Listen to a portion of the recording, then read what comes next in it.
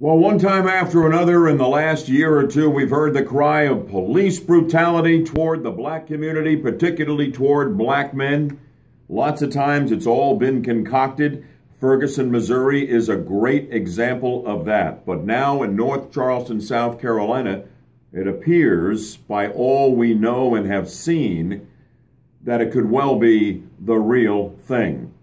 On my blog, you will see the video, and it is disturbing to say the least, of a white police officer, Michael Slager, who's now charged with murder, repeatedly shooting a black man who is running from him, a 50-year-old man by the name of Walter Scott. Scott had been stopped by Officer Slager because he had a tail light out. Apparently they got into some kind of an altercation, and Scott started running away. He had no weapon, and he was facing away from the officer, and Slager shot him 8 times. 3 shots in the back, 1 in his heart. Scott goes down on the video, and then Slager and another officer gather around him. Their police report says they administered CPR. The video taken by a bystander doesn't show that at all. Just shows them handcuffing a motionless body. The white officer claimed initially that Scott had stolen his taser. But those who studied the video closely say you can see the electrodes from the taser that apparently the officer had shot at Scott sticking out of his body as he runs away. And then come the fatal shots. I think the smartest thing that they did in North Charleston was immediately charge this officer with murder. But I don't know that it's going to diffuse the situation. Already, activists are planning rallies. The cry of police brutality, I can hear it now.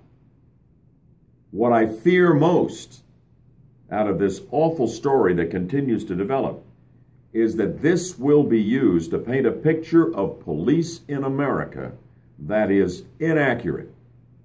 This is dangerous, and this will be done. Mark my words. It's going to be, hey, we finally got it on video. This is the kind of stuff that goes on all the time. This is a rogue cop by what we know right now, and this is an aberration. Absolutely the exception, not the rule for policing in America. But watch this be exploited by activists who will continue to cry that the police are brutal against black Americans and discriminate particularly against black men. This particular case, from all we know right now, pretty much an open and shut case of murder. But as I say, when it comes to policing, 99.9% of the cops are doing a good job and a tough job. And we'd have a complete chaos in this society without the fine work they do. We'll continue to follow this and talk about it on Buttheadinger Live, and we invite you to join us for the Thursday edition, 6 to 9, right here on News Radio 102.5 WFLA, and yes, still on AM 540. I'll look for you then.